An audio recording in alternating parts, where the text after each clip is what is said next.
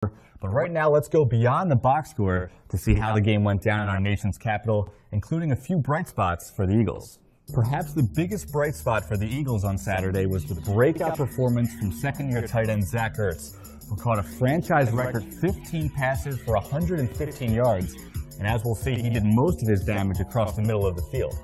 The Stanford product was targeted a total of 19 times on Saturday, 14 of which came between the numbers.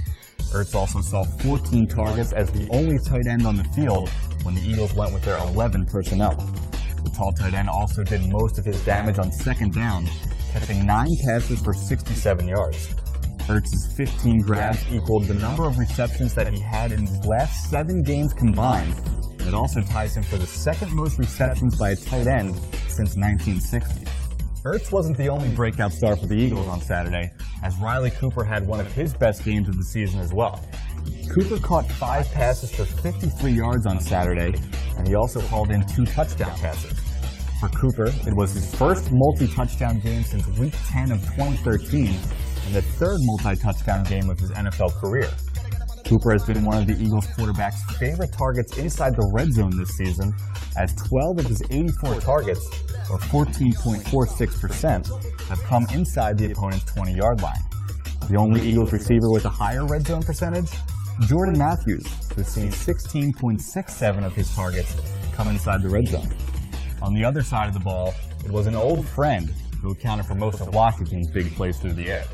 Deshaun Jackson was targeted by Robert Griffin III 7 times on Saturday, 6 of which were beyond the first down sticks. After Jackson's first catch went for just 7 yards, his next 3 went for an average of 39.7 yards.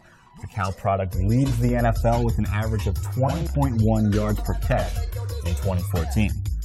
Well, with the Cowboys win over the Colts on Sunday, that means that this game doesn't have a lot of playoff implications for the Eagles on Sunday, but there's still a lot to look forward to when the Eagles meet with the Giants in the Meadowlands. Jeremy Maclin, who is without a doubt a candidate for the league's Comeback Player of the Year award after missing all of 2013, needs 141 yards to break Mike Quick's single-season franchise record of 1,409 receiving yards. Meanwhile, Cody Parkey is just 5 points away from setting a rookie NFL record and Eagles franchise record for points in a single season. Also of note, the Eagles need just 3 points as a team on Sunday to break last season's franchise record of 442 points. For all of the other key stats and figures, be sure to check out our recap infographic right here on PhiladelphiaEagles.com.